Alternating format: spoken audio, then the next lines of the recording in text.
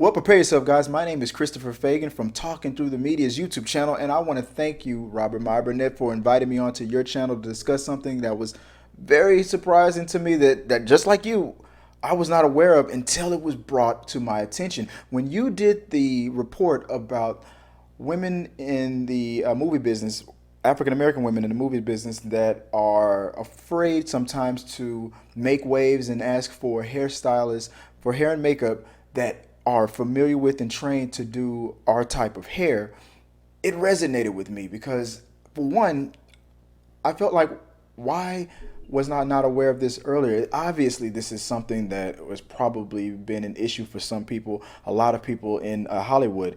And I was so shocked that it just came to my attention probably right when it came to your attention. Well, I found out about it for the first time when you reported on it. But it spoke to something that I've reported on my channel a couple of times.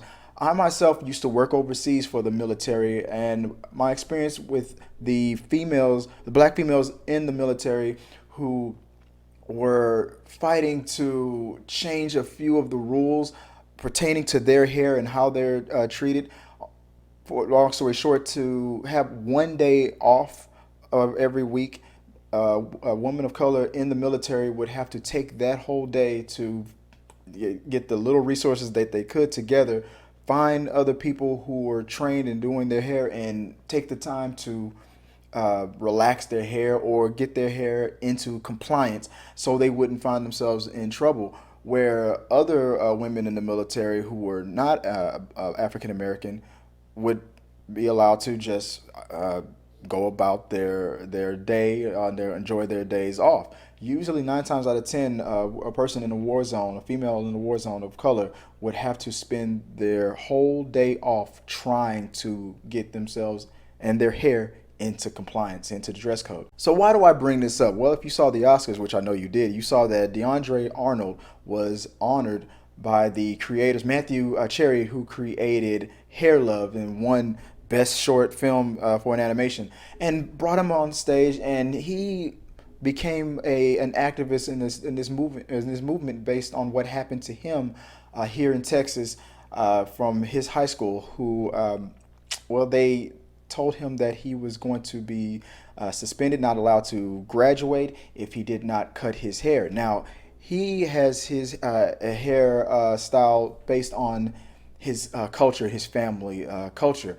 But according to the school, they say that boys were not allowed to have their hair at a certain length, at a certain style. Girls were allowed to do it, but not boys. And a lot of miscommunication has been going on throughout Houston. Even on a local radio station, there was discussions about this, and it's being said that the boy should not be rewarded by getting on all these shows, Ellen, Gabrielle Union, and what have you, because he was breaking the rules. Well, in reality, this school's change of dress code was done in the middle of the school year, and he was 6 months away from graduating. Now, the reason why I brought that up, because it was all tied into what you were saying on your show. And again, I want to thank you for bringing it up because, like I said, I was totally unaware of that. But when the second you reported it, I was like, wow, it's obvious that's probably been going on, especially with an actress having to say something like, I was afraid to mention it or to say something to a director or to a producer because I don't want to be labeled as being difficult.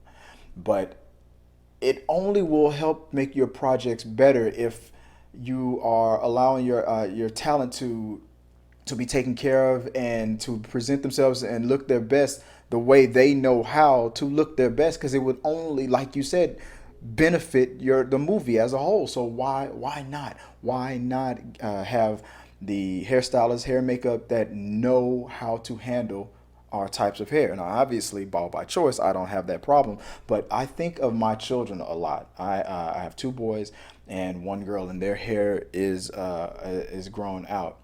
I come up with this scenario a lot. Let's keep it to the school level, just like what DeAndre Arnold went through, where you have one for let's keep it to my daughter. You have one little girl who is white, and then one little girl like my daughter who is black, and they go to bed before school. They get ready to go to school when they wake up the next day. They wake up, they don't take a brush or anything to their hair, and they just go to school the way God made them. And they get dressed, they head to school, and at the end of the day, the parents find out that one little girl was out of compliance and one little girl was in compliance based on the rules that were set for them both. Now, my daughter's hair, if left alone, not braided or anything, no chemicals or anything like that, will poof up and go up. Another little girl's hair will naturally fall down. And to be told that you are wrong and this other person is right is something that has got to change in the way we talk to people of color. Because both little girls in this scenario did the exact same thing. They went to bed, they woke up, went to school, and went there the way God made them. And to be told you are right and to another person you are wrong is not right. And it's heartbreaking. I myself, when I had hair, remember my grandmother getting me ready for school one day and trying to get my hair ready before she had to go to work, and would say out loud, we gotta comb this bad hair. I remember, I think Chris Rock made a film about it's called Good Hair, I believe. This is something that has been going on for generations, and from as far back as you can remember, as you know, if you read the history in this country, where at first it was people who do not share these characteristics telling another group of people that is ugly or that is wrong or that is bad, and then they grow up and have children of their own and then spread the same message, where all the way down to 1980 something, when I was a little kid, my own grandmother, and it's to a point where they don't mean it in that way. It's just so ingrained that this is right and this is wrong that they will say it out loud. I gotta comb this bad hair. And I'm so glad that messages like what you were giving on your channel, and messages of like body shaming and image and things like that, where people are being told there's nothing wrong with you. Do not be ashamed. Do not let anybody else tell you that you are out of compliance. Thank you, Robert Meyer Burnett, once again for allowing me to crash your Robseration. I hope I stayed objective. Huh? You see what I did there? With the Yeah, you get it. And again, this is Christopher Fagan. We're talking through the medias, and I appreciate your time.